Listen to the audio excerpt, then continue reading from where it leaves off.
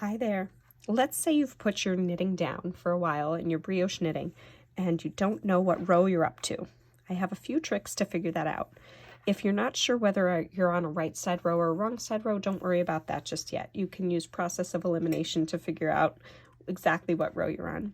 Here I have my rows broken down into which color I was using, which whether I was looking at the right side or wrong side for that row, and whether I was doing a brioche knit row or a brioche purl row. So I kind of break down my rows into quick symbols like this to help me keep on track. Here, as I'm looking at my piece, I know my main color was this one, the multicolor, and the contrast color was my blue. So as I'm looking at this piece, I see predominantly blue on the needles. I've got 2 blue loops for every 1 main color loop. So what that tells me is that I most recently finished a main color, a blue color, contrast color row. So that tells me I'm ready for one of my main color rows.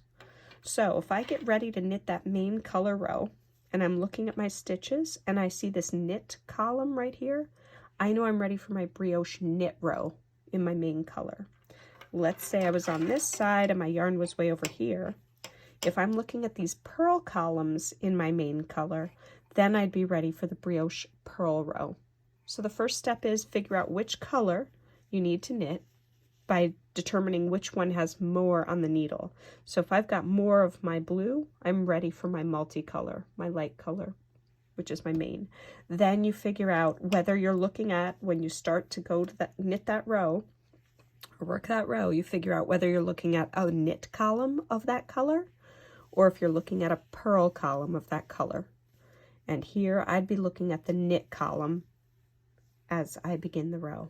This side would be me looking at a purl column. If my yarn was over here, I'd be looking at the purl column. Happy knitting!